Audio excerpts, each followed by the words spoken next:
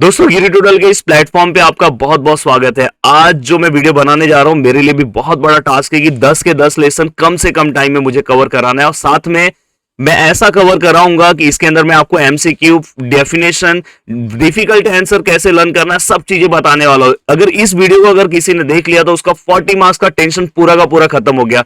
जो बहुत ही डिफिकल्ट लग रहा है ना आपको 7th लेसन, 8th लेसन, उसमें भी मैं बता दूंगा 10 से 15 मिनट में आप उस लेसन को कवर कर सकते हो सब चीजें। और इवन मैं आपको लिंक भी नीचे देने वाला हूं जो जो लेसन के मैंने इजी ट्रिक कवर करा ली है कि आपको कैसे उस लेसन के ट्रिक्स को आपको याद रखना है, कैसे ब्रीफ को याद रखना है, सब चीजें मैं आपको प्रोवाइड करूंगा। तो one by one upon start करते हैं। बस आपके लिए भी एक टास्क है कि आपको वीडियो को ज्यादा से ज्यादा लाइक कराना है कि जिसके बाद एक हमारे दिल में भी एक मोटिवेशन आए और जल्दी ही प्रदीप सर आपके लिए साइंस 1 का न्यूमेरिकल के लिए वन शॉट वीडियो लेकर आएंगे। तो लाइक और कमेंट का जो रिस्पॉन्सिबिलिटी है वो आपकी है अगर आपको वीडियो अच्छा लगे तो। चलो स्टार्ट करते हैं। अब देखो अगर हम देखें तो हमारे इस साइंस 1 में ओवरऑल 10 लेसन है।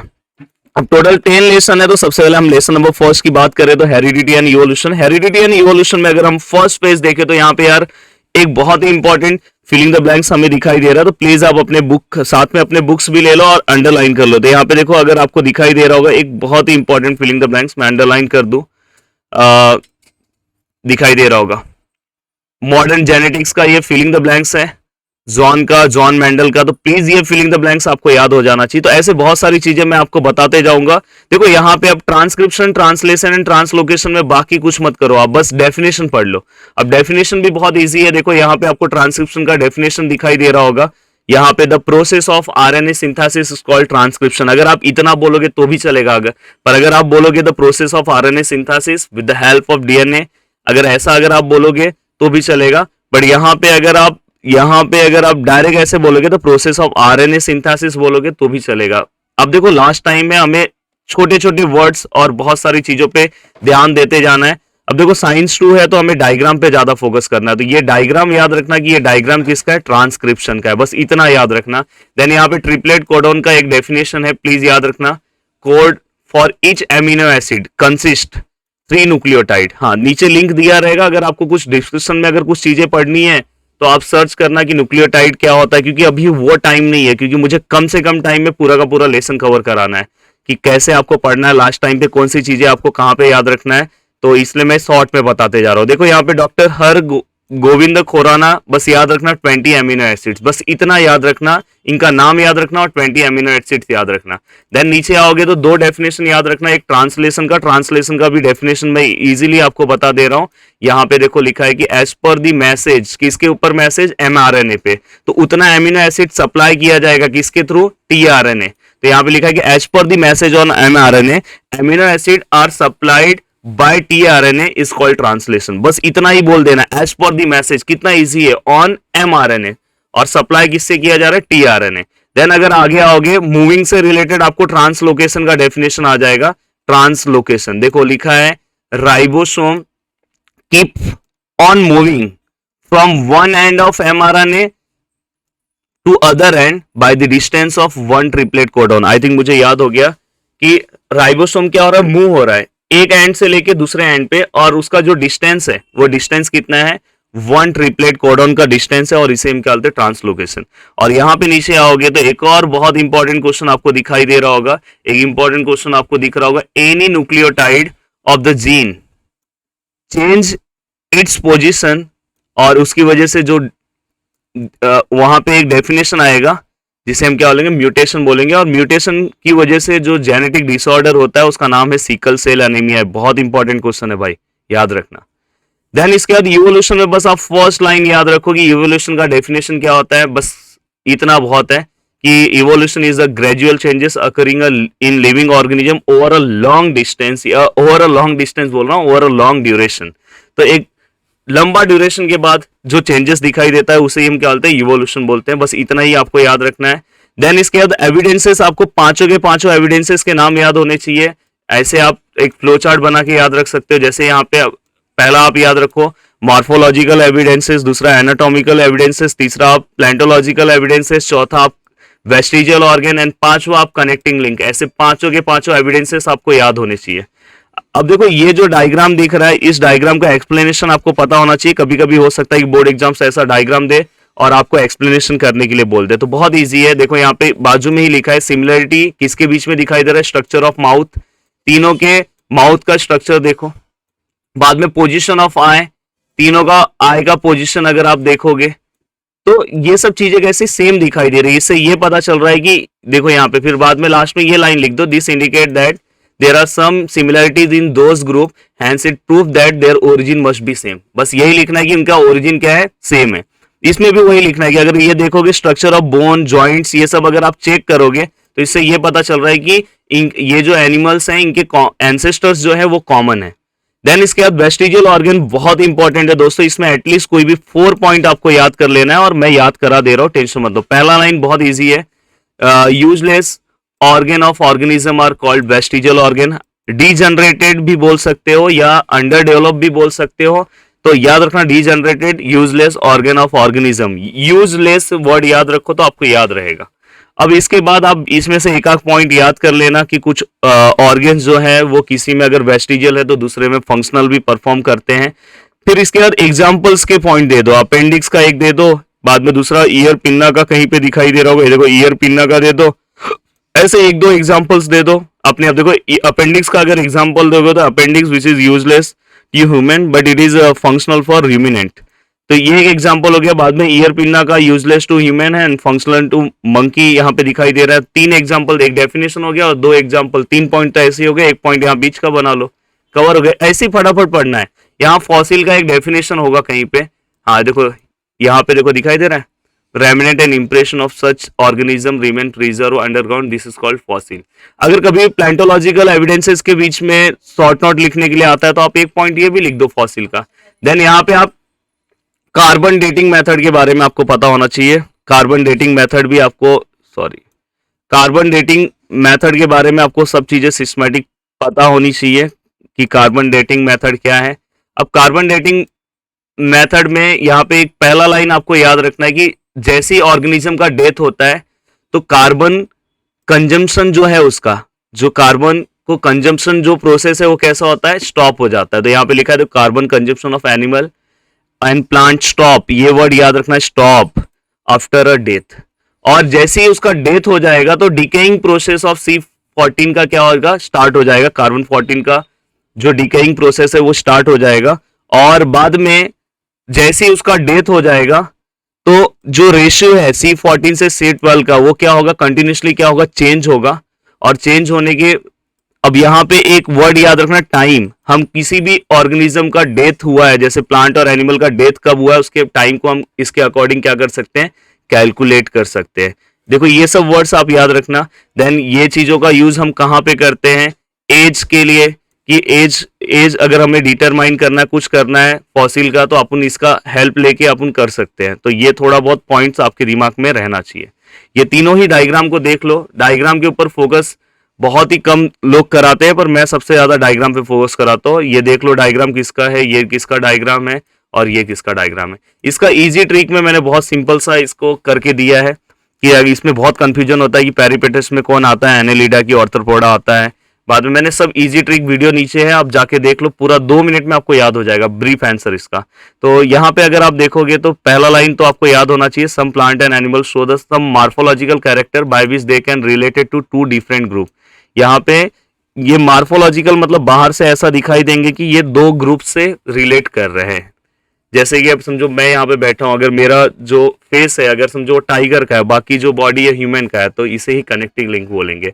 तो पहला डेफिनेशन याद रखो एंड 3 एग्जांपल्स याद रखो। अगर आपको याद नहीं हो रहा होगा तो आप मेरा नीचे वीडियो दिया है लिंक में, आप देख लो। एम्ब्रियोलॉजिकल एविडेंसेस में बस एक वर्ड याद रखो, सिमिलरिटी डिक्रीजेस। देखो यहाँ पे extreme similarities during initial stage, starting stage पे जो सिमिलरिटीज है वो बहुत ही से ज्यादा है, पर जैसे जैसे हम इनिशियल स्टेज फाइनल स्टेज पे आएंगे, देखो सिमिलरिटीज डिक्रीजेस ग्रेजुअली, धीरे धीरे सिमिलरिटीज क्या होगी, डिक्रीज होगी। एंड यहाँ पे similarities in initial stage indicate that have common origin, मतलब इससे ये पता चल रहा है कि इनकी ओरिजिन कॉमन है। देखो ये Darwin theory of evolution, Darwin के बुक का नाम याद रख लो, ओरिजिन ऑफ स्पीसीज। बाद में डार्विन थ्योरी याद रख लो, डार्विन थ्योरी भूलना नहीं है, डार्विन थ्योरी याद रख लो। डार्विन थ्योरी पहला बहुत इजी है कि ये भी मैंने याद करा के दिया है मेरे वीडियो में ट्रिक वाइज। ऑल ऑर्गेनिज्म, पहला ये यहाँ पे होगा, ये देखो ये ऑल द ऑर्गेनिज्म रिप्रोड्यूस प्रोलिफिकली, मतलब कि कोई लिमिट नहीं है, आप कितना भी रिप्रोड्यूस कर सकते हो। All the organism compete with each other, बस दूसरा अगर आप इतना भी लिख दोगे तो भी चलेगा। और select only those organisms which are fit to live and sustain. Selected organism can perform reproduce and thereby give rise to new species with their own specific character. बस ये 3 लाइन याद रहेगा तो आपका हो गया डार्विन। देखो पिछले बार मैंने बोर्ड एग्जाम्स में ऑब्जेक्शंस दिया था और पिछले बार बोर्ड एग्जाम्स में ऑब्जेक्शंस आया था। तो पहला एक नेचुरल सिलेक्शन याद रखो कि natural selection is not only the factor which are responsible for evolution. And second point आप याद रख सकते हो कि उसने कोई भी did not mention any explanation about useful and useless modification. और तीसरा याद रखोगे उसने no explanation about slow changes and abrupt मतलब फास्ट चेंजेस।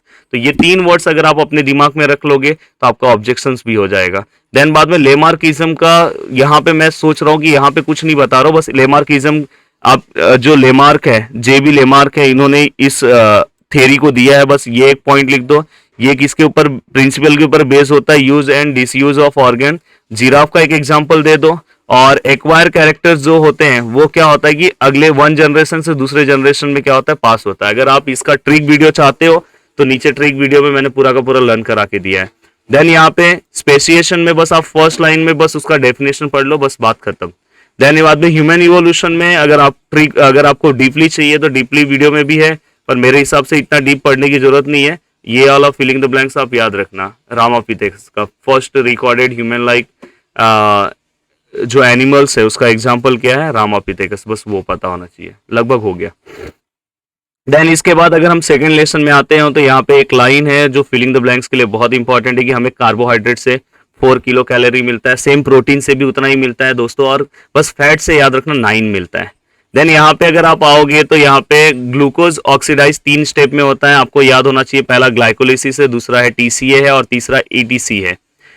अब यहाँ पे तीसरा है, देखो ईटीसी यहाँ पे दिख रहा होगा, मैं इसको ईटीसी बोलता है, इलेक्ट्रॉन ट्रांसफर चेन रिएक्शन। देखो ग्लाइकोलिसिस बहुत इजी है। अगर तुम्हें कभी भी किसी ने पूछा कि व्हाट इज ग्लाइकोलिसिस तो तुम डायरेक्ट बोलना कि glucose break down into pyruvic acid is called glycolysis. तो सबसे पहला पॉइंट याद रखना है कि ग्लाइकोलिसिस का प्रोसेस कहाँ पे होता है, साइटोप्लाज्म में होता है। एक पॉइंट आपको डायरेक्ट याद हो गया। अब ग्लूकोज जो है वो ब्रेक डाउन हो रहा है किसके अंदर, पायरुविक एसिड में। ये पीछे की नेमिंग अगर आपको नहीं याद है तो भी चलेगा, पर पायरुविक एसिड का एक याद रखना।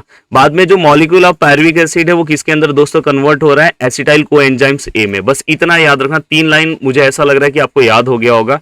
देन इसके बाद एसिटाइल कोएंजाइम्स जो है उसका जो एसिटाइल पार्ट है, एसिटाइल कोएंजाइम्स जो है वो माइटोकॉन्ड्रिया के अंदर आएगा और उसका जो एसिटाइल पार्ट है उसका वो ऑक्सीडाइज होगा। देखो यहाँ पे लिखा है कि acetyl part of acetyl coenzymes completely oxidise through this cyclic process. और बाद में समथिंग ये भी CO2 H2O NADH2 and FADH2 देता है। तो बस याद रखना फर्स्ट वाले में क्या बोला हूं, सेकेंड वाले में।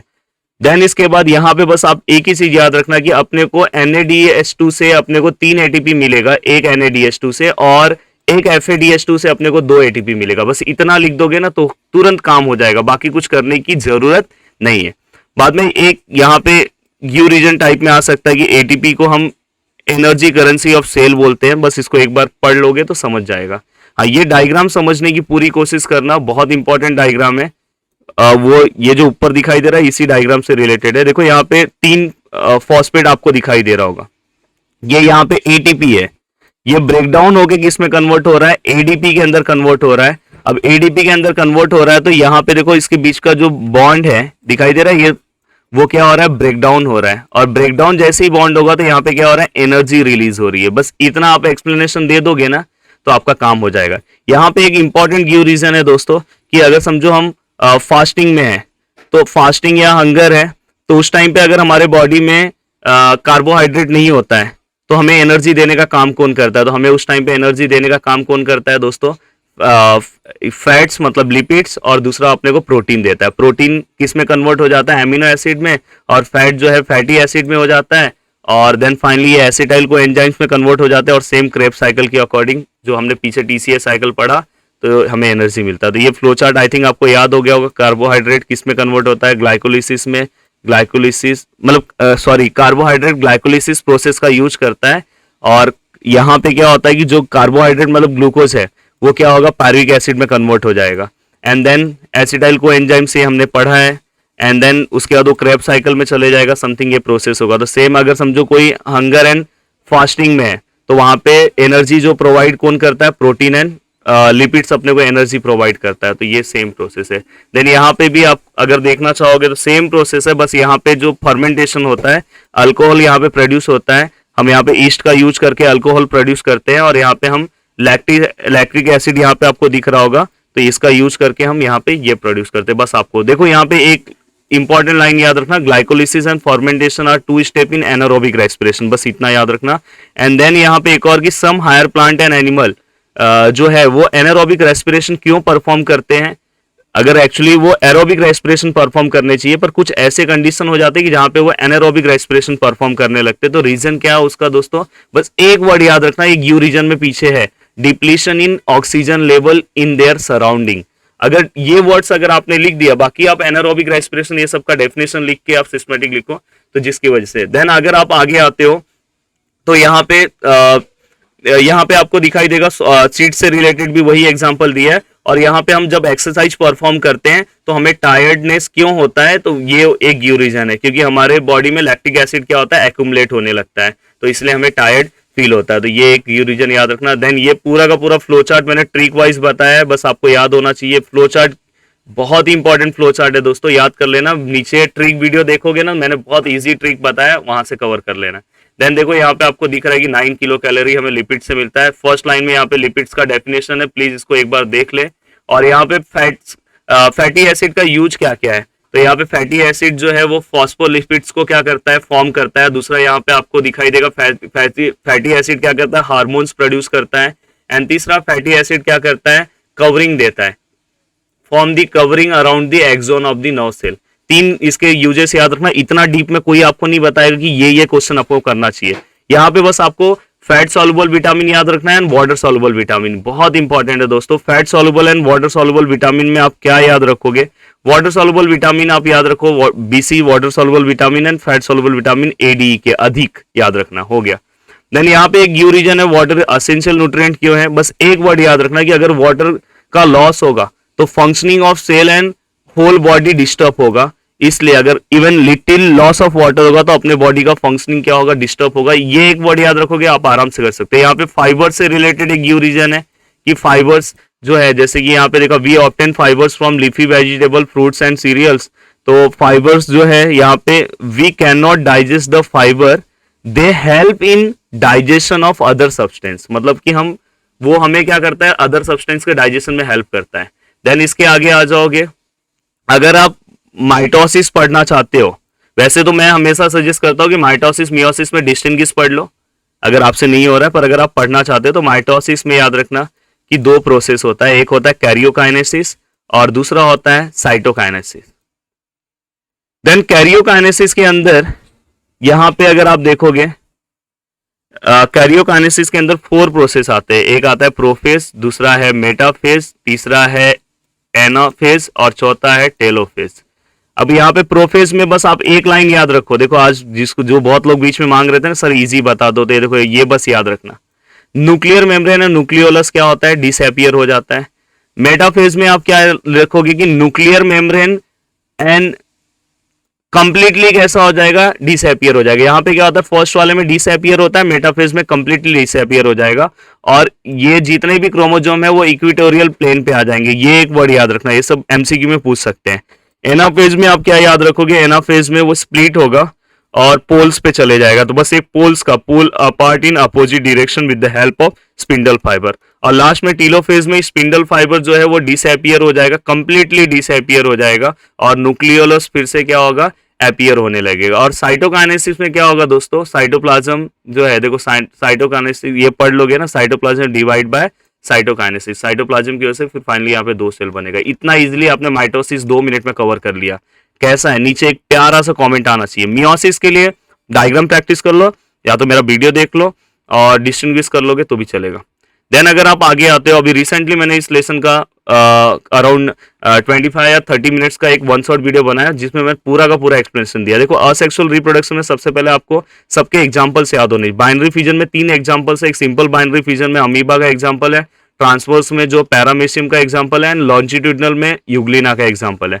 मल्टीपल फिजन में जो एग्जांपल है, एग्जांपल सबसे इंपॉर्टेंट है आपको true false, match the column, ये सब में आ सकते हैं, अमीबा का है।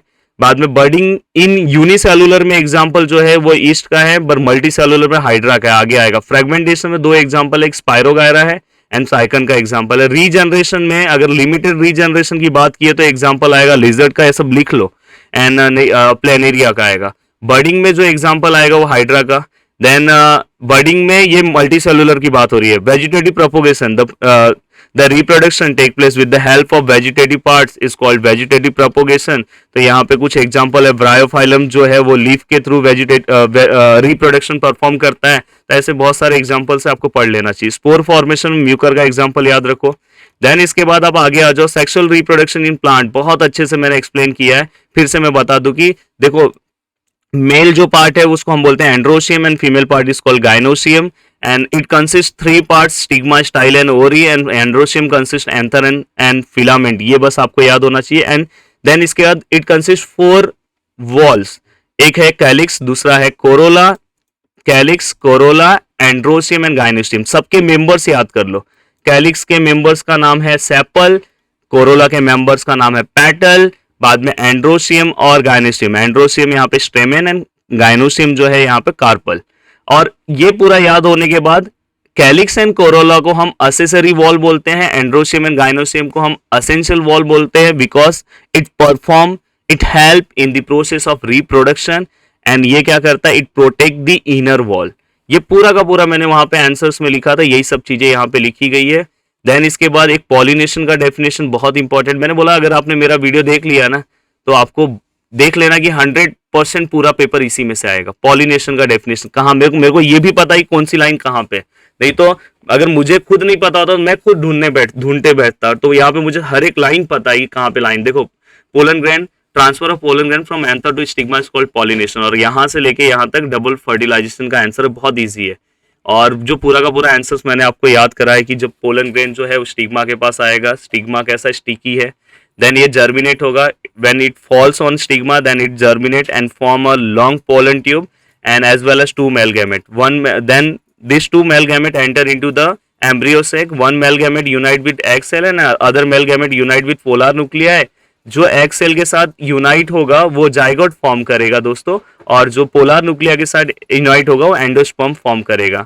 और 2 मेल न्यूक्लियाई जो है वो इसके अंदर पार्टिसिपेट करता है, therefore this process called double fertilization. इतना इजी मैंने बना दिया।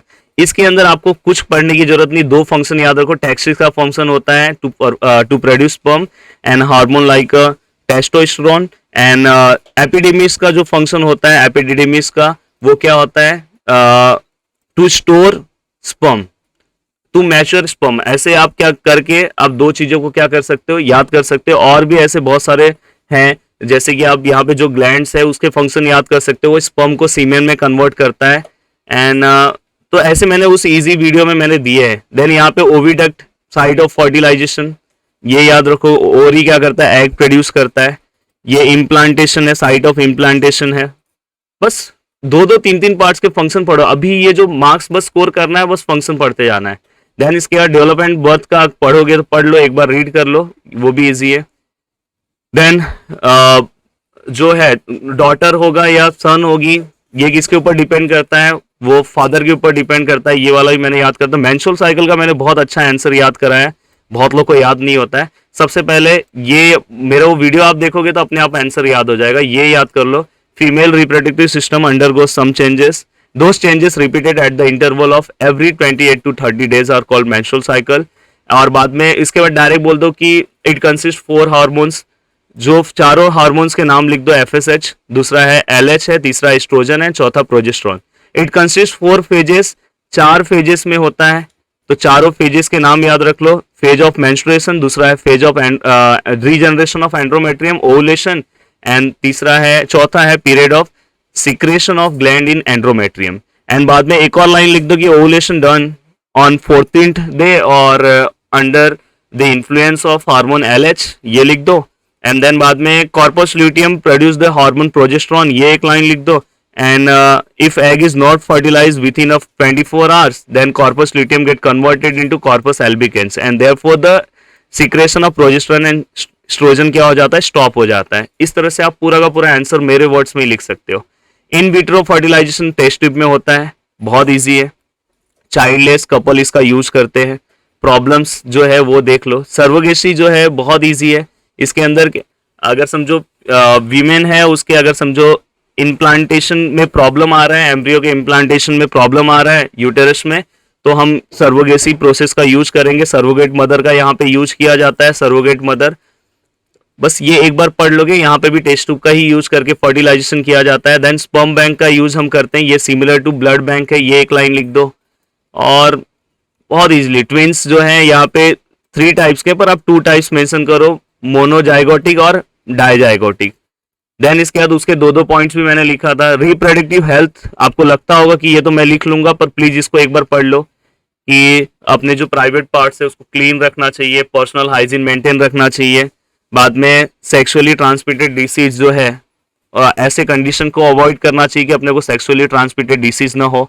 देन इसके बाद सिफिलिस दिखाई दे रहा होगा, गोनोरिया, इसके बस सिम्टम्स याद कर लो। सिम्टम्स यहाँ पे दिखाई दे रहा होगा, इस पे तो एक सिम्टम्स बहुत इजी है फीवर्स का, और बाकी यहाँ पे रेसेस ये सब दिखाई दे रहा होगा। इन फ्लेमेशन ऑफ जॉइंट्स, ये सब याद रख लो।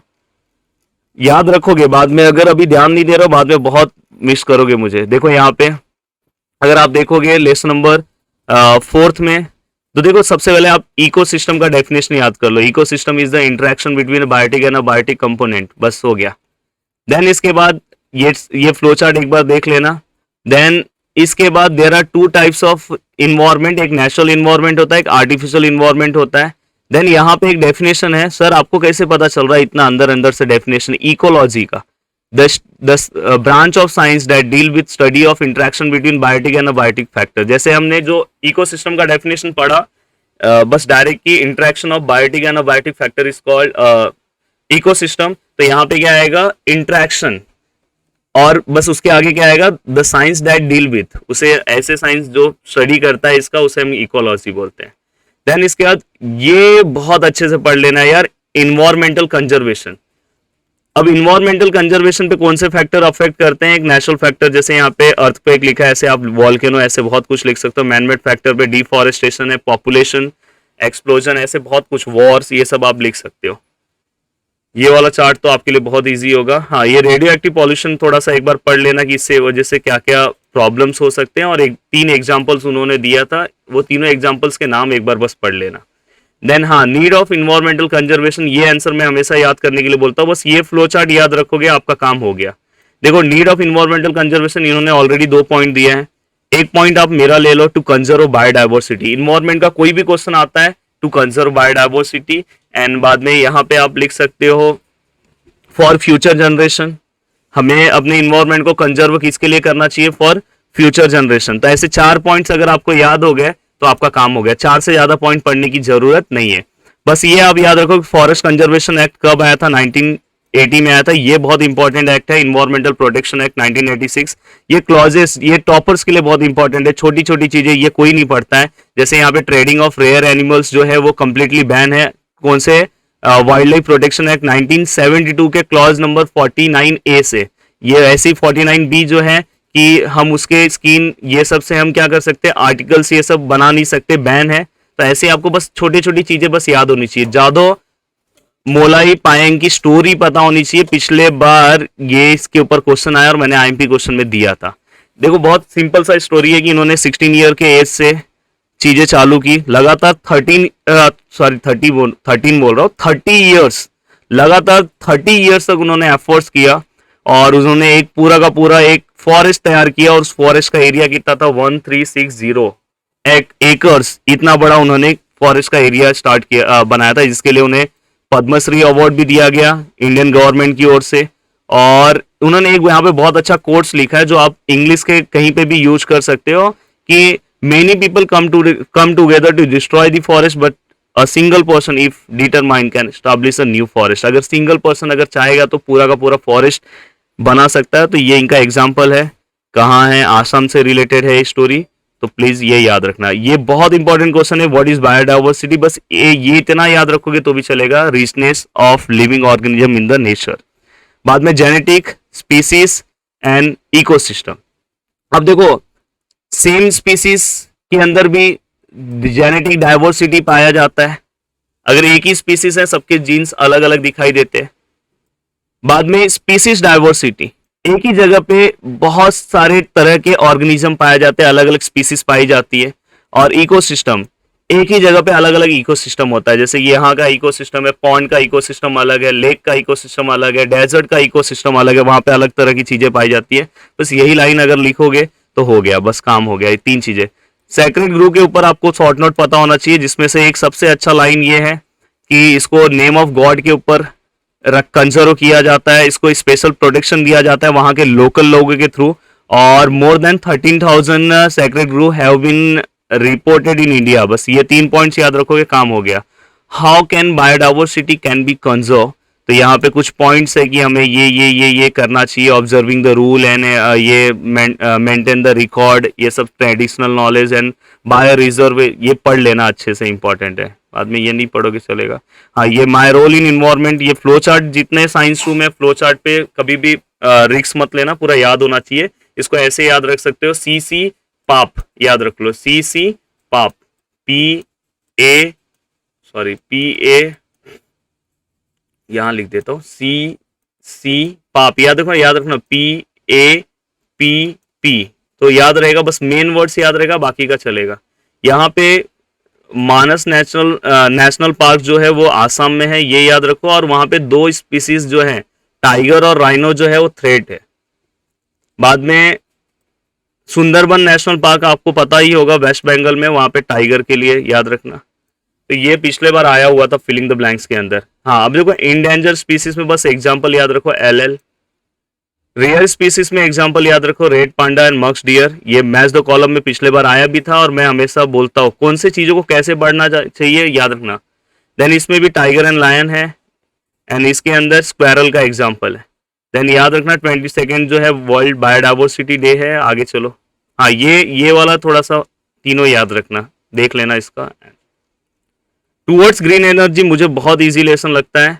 देखो एक चीजें मैं बता रहा हूँ, जैसे कि ये प्रोसेस है, थर्मल पावर प्लांट का ये प्रोसेस है। यहाँ पे क्या होगा, देखो ये बॉयलर दिखाई दे रहा है आपको, बॉयलर में क्या होगा, वाटर रहेगा, जो कोल के हेल्प से हम क्या करेंगे, उसको बॉईल करेंगे, देन स्टीम जनरेट होगा, देन स्टीम रोटेट दी टरबाइन, ये जो टरबाइन है इसको रोटेट करेगा। अब टरबाइन से कनेक्टेड एक शाफ्ट है जो इसके अंदर जनरेटर के अंदर के कॉइल को रोटेट करेगा, देन इट प्रोड्यूस इलेक्ट्रिसिटी, तो इलेक्ट्रिसिटी प्रोड्यूस होगा। देखो ये प्रोसेस है। देन यहाँ पे जो स्टीम था, यहाँ पे एक कंडेंसर है, then steam get converted into water, water में क्या होगा, कन्वर्ट होगा, कूलिंग टावर उसको कूल डाउन करेगा, फिर से ये वाटर यहाँ पे आएगा, फिर से बॉयलर के पास जाएगा, फिर से ये प्रोसेस लगातार चलता रहेगा।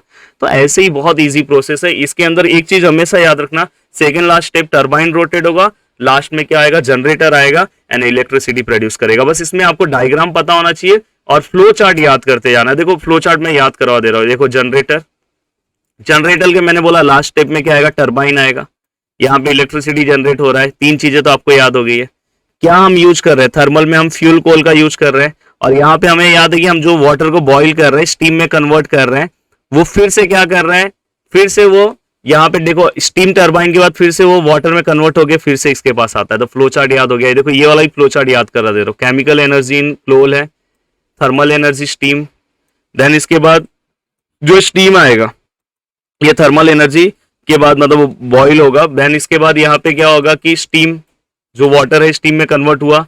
अब स्टीम में काइनेटिक एनर्जी क्यों आया, स्टीम में एक स्पीड आ जाएगा, बहुत स्पीड से स्टीम जाने लगे, इसलिए काइनेटिक एनर्जी लिखा है, जिसकी वजह से वो स्पीड में जाने की वजह से वो टरबाइन को रोटेट कराएगा, इसलिए लिखा है kinetic energy in turbine. And finally electrical energy. And then problems बस आपको पता होना चाहिए। प्रॉब्लम्स भी मैं बहुत अच्छे से अंडरलाइन करा दे रहा हूँ। यहाँ पे प्रॉब्लम्स क्या आएगा पता है, पहला एयर पॉल्यूशन लिख दो, बस एक ही लाइन में लिख दो एयर पॉल्यूशन। दूसरा क्या लिख दो, respiratory problem, health problem related to respiratory system. और तीसरा कोल जो है लिमिटेड है तो एक उसके रिजर्व का भी प्रॉब्लम आ सकता है।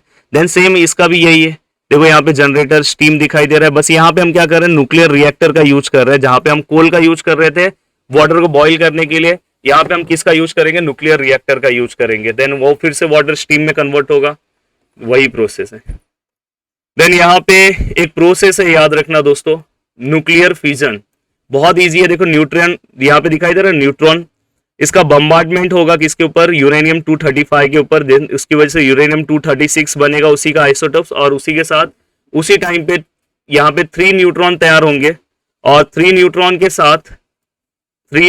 साथ क्रिप्टॉन, बैरियम, और साथ में हमें एनर्जी भी प्रोड्यूस होगा, और फिर से ये न्यूट्रॉन को फिर से वही प्रोसेस में अप्लाई करेंगे, यूरेनियम 235 पे बम्बार्डमेंट करेंगे, तो अपने को फिर से यूरेनियम 236 मिलेगा, और साथ में क्रिप्टॉन, बैरियम और एनर्जी मिलेगा। इसे हम न्यूक्लियर फिजन बोलते हैं। बस इतना याद होना चाहिए, और उसको चैन रिएक्शन भी। देखो ये इसके भी प्रॉब्लम से याद रखो कि एक सबसे बड़ा प्रॉब्लम है रेडिएशन का, दूसरा प्रॉब्लम है कि बहुत सारे एक्सीडेंट हो रहे हैं इसकी वजह से, पीछे भी दिया था।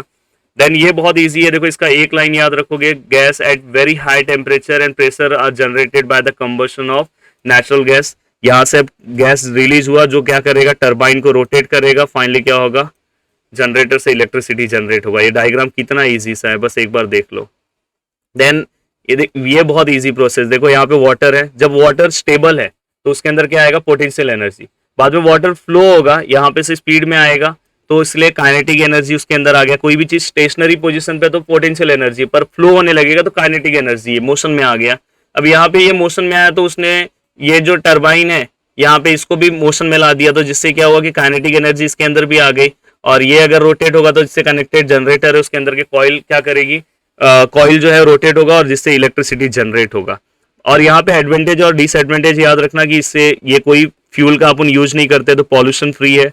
बाद में यहाँ पे हम वाटर का यूज करते हैं तो सफिशिएंट वाटर है अपने पास, अपन कर सकते हैं। बट ये एक वहाँ के लिविंग वर्ल्ड को भी जो है वो नुकसान पहुंचाता है, रिवर के जो आजू बाजू के एरिया में जो रहते हैं डैम के। वैसे ये प्रोसेस है, हम विंड का यूज करेंगे, विंड टरबाइन रोटेट करेंगे, then generator and electricity generate करेंगे। देखो सबका बहुत इजी फंडा है। इसका एक लाइन याद रखना कि फोटोवोल्टेइक सेल का हम क्या करते हैं, सोलर रेडिएशन को हम किसमें डायरेक्टली कन्वर्ट कर सकते हैं, इलेक्ट्रिकल एनर्जी में। तो इसे फोटोवोल्टेइक इफेक्ट के थ्रू हम क्या करते हैं, डायरेक्ट हम कन्वर्ट कर सकते हैं। तो ये सब अगर पढ़ना होगा पढ़ लेना। बस यहाँ पे ये याद रखना कि सोलर सेल जो है हम उसका यूज करेंगे इलेक्ट्रिसिटी जनरेट करने के लिए। बैटरी में हम उसको स्टोर कर सकते हैं, और ये जो स्टोर होगा वो डीसी फॉर्म में होता है। तो हम अगर इन्वर्टर का यूज करेंगे तो हम एसी में उसको कन्वर्ट कर सकते हैं, और एसी में कन्वर्ट होने के बाद हम उसका यूज अपने एप्लियंसेस के लिए कर सकते हैं। देन इसके बाद ये बहुत इजी सा प्रोसेस है। यहाँ पे देखो हमने ये प्रोसेस में हमने रिफ्लेक्टर का यूज किया है, एब्जॉर्बर का भी यूज किया है। यहाँ से सन आएगा, फिर ये सरफेस पे आने के बाद वो क्या होगा, रिफ्लेक्ट होगा। फिर यहाँ पे से जो देखो वाटर जा रहा है वो क्या होगा, यहाँ पे का जो वाटर जा रहा है देखो यहाँ रेड कलर में दिख रहा है, मतलब वाटर क्या होने लगेगा, बॉईल होने लगेगा। और फाइनली जो वाटर बॉईल होने लगेगा धीरे धीरे वो स्टीम में कन्वर्ट होगा। स्टीम फिर से टरबाइन को रोटेट करेगा, फिर से वही कंडेंसर के पास स्टीम आएगा, फिर से वो स्टीम किस में कन्वर्ट हो जाएगा, वाटर में। फिर से ये प्रोसेस लगातार चलता रहेगा। तो ये भी बहुत ईजी है। बस यहाँ पे हम सन का यूज करते हैं, वाटर को बॉयल, सनलाइट का यूज करके वाटर को बॉईल करते हैं। यहाँ पे हम कोई एक्सटर्नल कोल का यूज करके हम एनर्जी प्रोड्यूस नहीं करते। तो बस ये याद रखना। तो इसलिए इसका नाम क्या है, सोलार थर्मल पावर प्लांट हो गया। बस इसके अब देखो यहाँ पे एनिमल क्लासिफिकेशन का मैं जो वीडियो का लिंक दे रहा हूँ ना वो आप पढ़ो, बाकी इसमें कुछ मत पढ़ो, इसमें कुछ पढ़ने की जरूरत नहीं है। हाँ ये देखो, ये बेनिफिट ऑफ एनिमल क्लासिफिकेशन आप देख लो कि क्लासीफाई अगर हो गया तो हमारे लिए स्टडी करना उसका बहुत कन्वीनियंट हो जाएगा। ये सब चीजें बहुत, एक दो पॉइंट्स आप इसमें देख लो, बहुत इंपॉर्टेंट है। ये सब मैंने उसके अंदर वीडियो के अंदर कवर किया। प्लीज आप उस, ये देखो इसके अंदर ना मैंने एक ट्रिक बताया था, उस वीडियो के अंदर बताया कि पका पपैया कौन पाया, मैं EH। अब पका पपैया, पक से आप प्रोटोजोआ याद करोगे, पपैया से आप प्रोइफेरा याद रखोगे, कौन से आप नाइडेरिया याद रखोगे, पाया। अब पा या बोलने का, पा मतलब PA प्लेटीहेल्मिन्थेस, A मतलब एस्केल्मिन्थेस, आ पा आ बोलने का तो एनेलिडा आर्थ्रोपोडा, मी H मैं EH है। हाँ मैं मतलब मॉलुस्का, EH मतलब इकाइनोडर्मेटा एंड हेमिकॉर्डेट। इसको कैसे याद रखोगे, CPA राम याद रखना, राम से रेप्टाइल, एव्स मैमिलिया याद हो गया, और C पे साइक्लोस्टोमेटा, ईसेस एंड एम्फीबिया। ऐसे मैंने बहुत इजी ट्रिक बताया जिससे आपको ये याद रहेगा कि कौन सा नॉन कोऑर्डिनेट्स में कौन सा कोऑर्डिनेट्स में। देन यहाँ पे ग्रेड ऑफ ऑर्गेनाइजेशन भी इजी है। बॉडी सिमेट्री मैं उस वीडियो में बताया हूँ कि नहीं मुझे नहीं याद है, शायद नहीं बताया हूँ। पर ये अभी यहाँ पे बता दे रहा हूँ कि 3 टाइप के बॉडी सिमेट्री एग्जाम में आ सकता है। Asymmetric body, radially symmetrical body and bilateral. Bilateral मतलब क्या होगा कि बॉडी 2 पार्ट में इक्वली डिवाइड होगा। असिमेट्रिकल मतलब 2 इक्वल हॉल्स में बॉडी डिवाइड नहीं होगा। रेडियली मतलब जैसे स्टारफिश का आप एग्जाम्पल ले सकते हो, बस वही इतना याद रहेगा, बस हो गया। जम्स लेयर में 2 तरह के जम्स लेयर होंगे, ट्रिप्लोब्लास्टिक, डिप्लोब्लास्टिक। ट्रिप्लोब्लास्टिक में तीनों पाया जाएगा, एंडो, मेसो एंड एक्टो। इसमें एंडो और एक्टो पाया जाएगा और बीच में डेड लेयर रहेगा। बाद में बॉडी कैविटी में बस याद रखो सीडो सीलोमेट, बाद में you coelomate and A coelomate. देखो यहाँ पे सब लिखा हुआ है यार, अभी देखो टाइम आपका ज्यादा ना जाए। देखो यहाँ पे देखो लिखा है ना, यहाँ पे body with true body cavity देखो लिखा है यू सीलोमेट।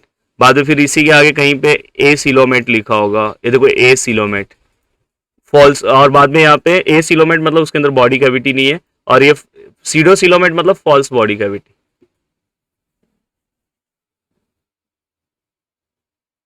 देन इसके बाद अगर आप आओगे, देखो यहाँ पे लिखा है in case of animal they are the body cavity but not form by the above. Then इसके बाद हाँ, अभी देखो ये इतनी सारी चीजों को याद करना बहुत डिफिकल्ट काम है, तो इसलिए आप मेरा वो वीडियो प्लीज देख लेना। उसमें मैंने ना ये पूरे एग्जांपल्स के ऊपर क्वेश्चन आता है, ये पूरे एग्जांपल्स ना, जैसे मैंने प्लांट टापली में मैंने याद कराया था, ऐसे में बहुत सारे ट्रिक उसमें मैंने बना बना के ना पूरा का पूरा नेमिंग याद करा दिया है। पूरा का पूरा नेमिंग बच्चों के लिए बहुत टास्क रहता है।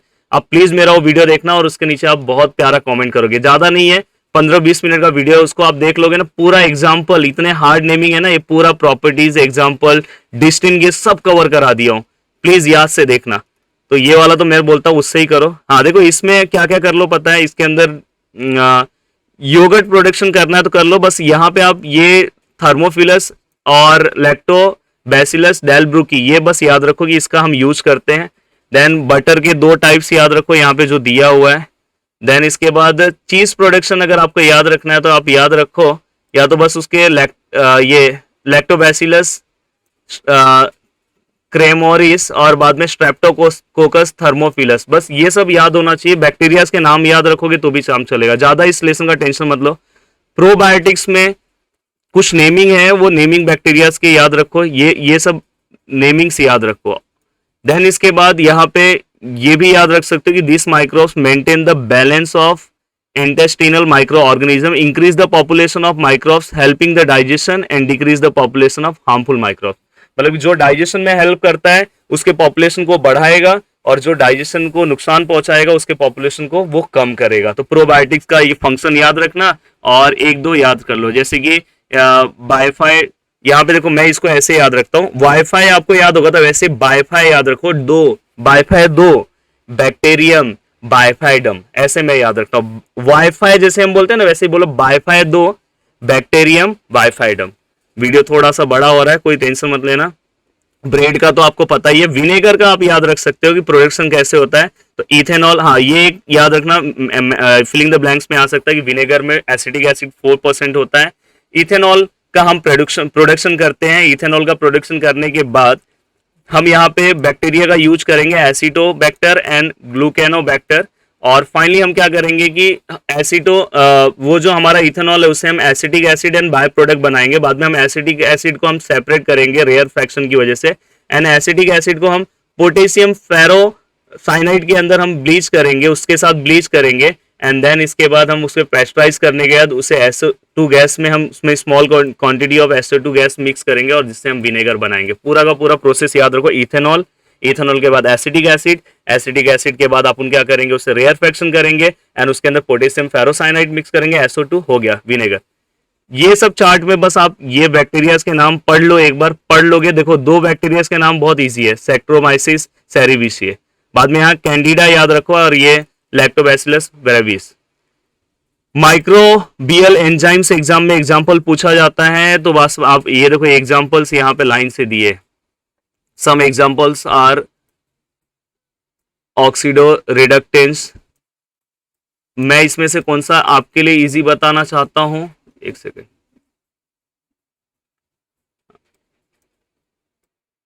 देखो ये देखो गैसेस याद रहेगा, बस उसके अंदर लाई गैसेस याद रखना है, या तो आप जो ली गैसेस से जो बोलते हैं, मैं हमेशा स्पेलिंग याद रहे इसलिए इसको मैं जानबूझ के ली बोलता हूँ और गैसेस बोलता हूँ। एक याद हो गया। दूसरा यहाँ पे देखो ये भी बहुत ईजी है, एसेस है और आगे लाई, एल वाई है, यहाँ पे एल आई है, ऐसे दो बस नेमिंग है। हाइड्रोलेसिस याद रख सकते हो, हाइड्रोलेसिस ईजी है, कोई भी दो नेमिंग याद रखो, उससे ज्यादा नहीं पढ़ना है।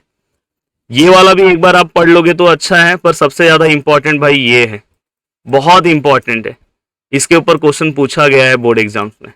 देखो इम्पार्ट एसिडिटी अगर अपने को इम्पार्ट करना है तो अपन किसका यूज करेंगे, citric, malic and lactic acid का यूज करेंगे। प्रोटीन बाइंडिंग के लिए कौन है ये, तो ऐसे प्लीज इसको एक बार पढ़ लोगे ना तो बहुत इंपॉर्टेंट है, इसको यही वाला बस चार्ट आपको पढ़ना है।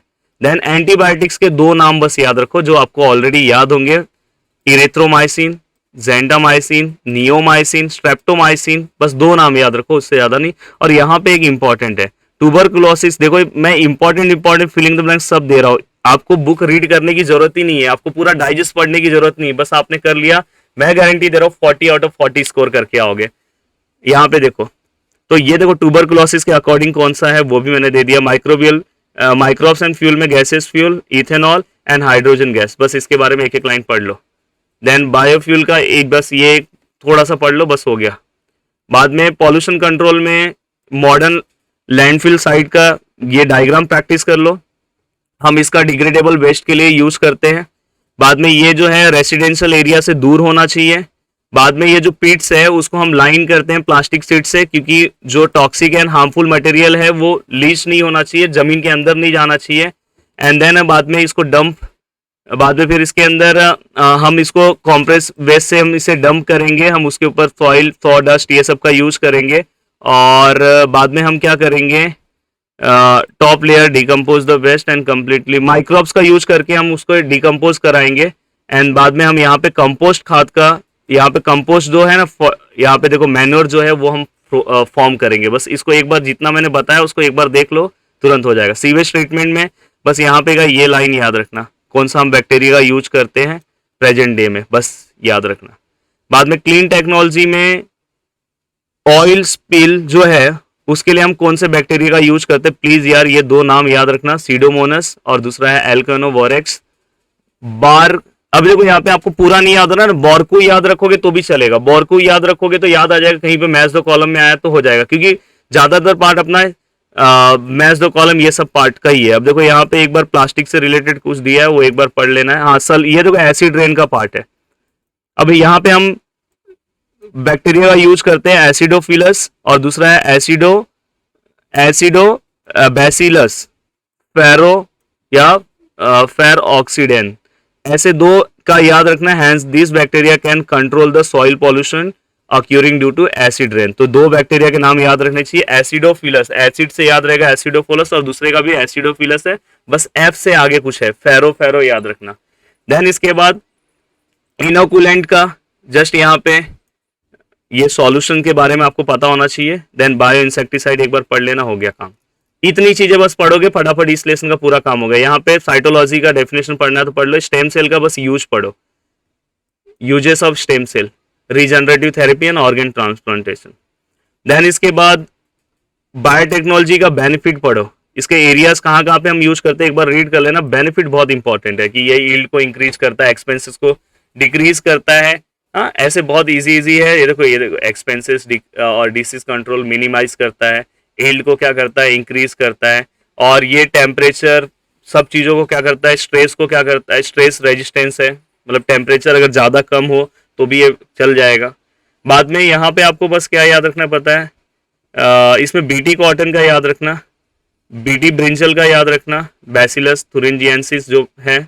गोल्डन राइस का बस ये एक पॉइंट याद रखना कि विटामिन ए जो है से रिलेटेड है, और 2005 में इसके अंदर 23 more amount of beta carotene, बस ये एक वर्ड याद रखना। बायो फर्टिलाइजेशन बहुत इंपॉर्टेंट है, इसके example Azotobacter and rhizobium and nostoc and anabaena and azolla. तो इसमें से ना मुझे ऐसा लग रहा है कि राइजोबियम आपको याद होगा और एजिटोबैक्टर है।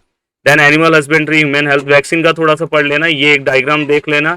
देन इसका डायरेक्ट जीन थेरेपी में एक एग्जांपल देख लेना, फिनाइल कीटोन्यूरिया। बाद में क्लोनिंग प्रोसेस क्या होता है, रेप्लिका क्लोनिंग मतलब कॉपी, प्रोडक्शन ऑफ रेप्लिका मतलब कॉपी, एनी सेल और ऑर्गेनिज्म इज कॉल्ड क्लोनिंग। उसके टाइप्स याद रखो, रिप्रोडक्टिव क्लोनिंग होता है, एक थेराप्यूटिक क्लोनिंग होता है। बस आगे आ जाओ। अब इसके बाद डीएनए फिंगरप्रिंटिंग पढ़ लेना।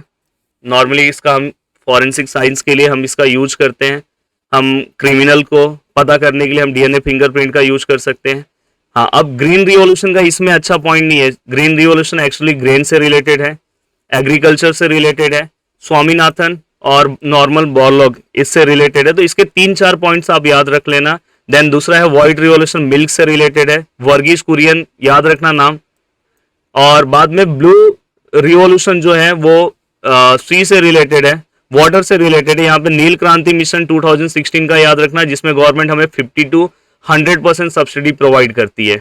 और एक दो लाइन और याद रखोगे, हो गया काम। देन फर्टिलाइजर में इंसेक्टिसाइड के कुछ नाम याद रखना, डीडीटी, मैलेथियन। हाँ, तो ऐसे कुछ नाम जो आपको इजी याद रहे वो याद रखना। ऑर्गेनिक फार्मिंग को एक बार पढ़ लेना, बाद में बाकी कुछ इतना करने की जरूरत नहीं है। अब सोचो मैंने इतना सिंपल सा लेसन आपको कितने देर में, बस ये 3 जो चीजें हैं, green revolution, white revolution, blue revolution, इसके बारे में थोड़ी बहुत चीजें आप पढ़ लेना। देन पूरा का पूरा पार्ट यहाँ पे आपका कवर हो गया। अब ये कवर होने के बाद आपको सोशल हेल्थ में कुछ नहीं पढ़ना है। ये कौन कौन से फैक्टर उसको अफेक्ट करते हैं वो एक बार आप देख लो। देन वो देखने के बाद यहाँ पे मेंटल स्ट्रेस, ये सब कुछ नहीं देखने की जरूरत है। ये डायग्राम का मतलब समझ लो। एंड ये समझने के बाद साइबर क्राइम की वजह से क्या होता है ये तो आपको पता है।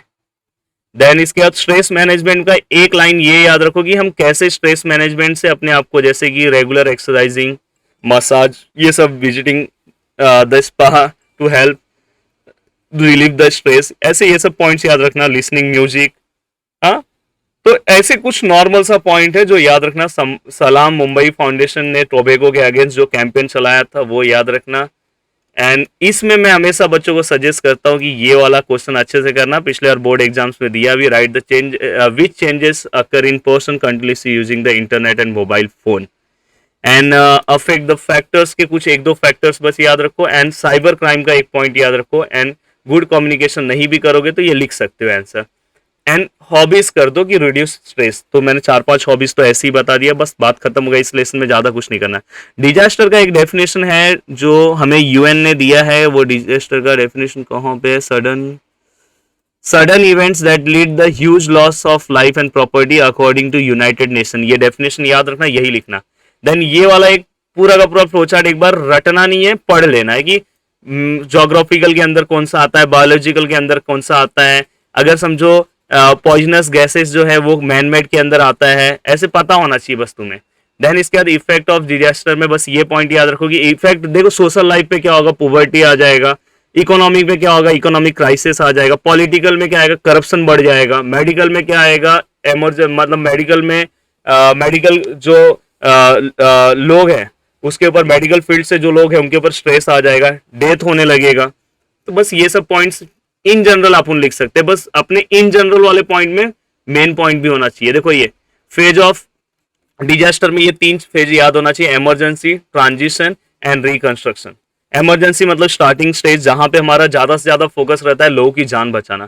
ट्रांजिशन में उस डिजास्टर की वजह से दूसरे लोगों को तकलीफ हो रहा है तो उसकी वजह से वो चीजें हमें, जैसे कि वहां पे रोड पे अगर समझो पूरा डेब्रिज आ गया, पूरा मतलब कि रोड पे समझो कहीं ब्रिज गिर गया है तो उसकी वजह से अदर लाइफ भी क्या हो रही है, अफेक्टेड हो रही है। तो पहले उसको क्लीन करना है कि दूसरे लोग को भी तकलीफ ना हो। और थर्ड जो है वो हम कंस्ट्रक्शन का काम करते हैं। बस ये 3 चीजें याद होनी चाहिए।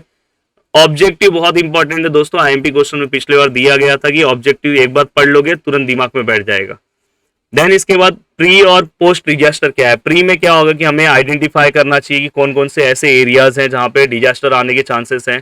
बाद में हमें क्या करना चाहिए, ट्रेनिंग देना चाहिए प्रॉपर, जैसे मॉक ड्रिल, अभी मैं आगे बताऊंगा कि मॉक ड्रिल क्या होता है। एंड बाद में पोस्ट डिजास्टर। पोस्ट डिजास्टर में हमारा सबसे ज्यादा फोकस होता है कि ज्यादा से ज्यादा हमें जो विक्टिम जो है सबसे पहले उनका लाइफ सेव करना हमारा रहता है। दूसरा ऑप्शन ये रहेगा कि उनकी वजह से जो दूसरे लोगों को नुकसान ना हो, यही सब चीजें रहेगा।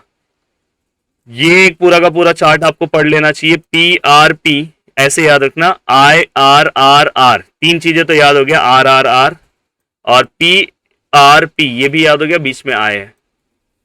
देन इसके बाद ये बहुत इजी फ्लो चार्ट है जो मैं आपको अभी याद करा दे रहा हूँ। देखो नेशनल लेवल पे कौन होता है, प्राइम मिनिस्टर होता है, स्टेट लेवल पे चीफ मिनिस्टर हमारे सीएम, बाद में फिर डिस्ट्रिक्ट लेवल पे हमारे कलेक्टर होते हैं, बाद में तालुका लेवल पे तहसीलदार और बाद में विलेज लेवल पे सरपंच। तो ये नॉर्मल से सबको पता भी है। बाद में फिर इसके बाद मॉक ड्रिल, फर्स्ट एड के बारे में आपको पता होना चाहिए। फर्स्ट एड के ऑब्जेक्टिव्स क्या हैं, यहाँ पे 4 ऑब्जेक्टिव्स लिखे हैं, बस यही पढ़ लो, बहुत इंपॉर्टेंट हो जाएगा। फर्स्ट एड बॉक्स में जितनी चीजें हैं एक बार देख लो, जो आपके लिए बहुत सिंपल है। टॉर्च तो आप याद ही कर सकते हो। देन बाद में मॉक ड्रिल क्या होता है दोस्तों, जैसे अब मैं इतना बहुत डीप इसके ऊपर नहीं ले रहा हूँ क्योंकि वीडियो बहुत लंबा चला जाएगा। मॉक ड्रिल में आप लिख सकते हो जैसे अभी अभी डीमार्ट में आया था कि डीमार्ट में कैसा था कि अचानक से टेररिस्ट अटैक हुआ। एक्चुअली वो जानबूझ के कुछ लोगों के साथ करते हैं।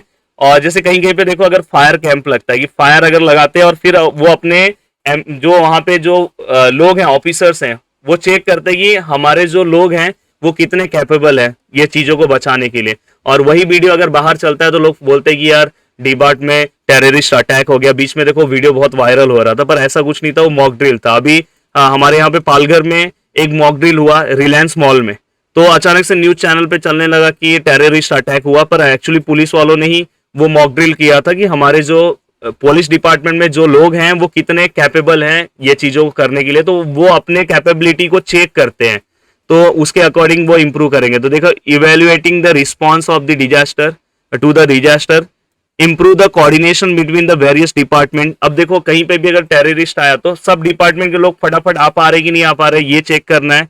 ओन एबिलिटीज, हम अपने जैसे हम प्रीलिम्स देते हैं अपने एबिलिटीज को चेक करते हैं, वैसा and ability to quick response, ये बहुत इंपॉर्टेंट है, एक बार पढ़ लेना। और यहाँ पे हमारा लेसन कंप्लीट हो गया। और लेसन कंप्लीट होने के बाद में ये वाला पार्ट भी एक बार देख लेना। अगर इतनी चीजें अगर आप कर लोगे, मैं आपको गारंटी देता हूँ कि आपको 40 आउट ऑफ 40 मार्क्स आएगा। जो आपको 7th और 8th लेसन का जो प्रॉब्लम था वो भी लगभग मैंने दूर कर दिया। तो अराउंड 50 मिनट्स में पूरा का पूरा हमने साइंस 2 कवर कर दिया अच्छे से। आप इस वीडियो को अगर आपने देखा होगा, अब 2 से 3 घंटा आप बैठ जाओ, नीचे इजी ट्रिक के वीडियोस को एक बार देख लो, फिर उसके बाद देखो कि 3 से 4 घंटे में आपका 40 आउट ऑफ 40 का प्रिपरेशन हो जाएगा। वीडियो अगर अच्छा लगा तो यार नीचे एक कमेंट तो आना चाहिए और ज्यादा से ज्यादा लोगों तक जाना चाहिए। अब वन शॉट वीडियो आपको किसका चाहिए प्लीज बोलना। तो थैंक यू सो मच दोस्तों, वीडियो को देखने के लिए दिल से थैंक्स। मिलते हैं नेक्स्ट लेक्चर में। जय हिंद दोस्तों।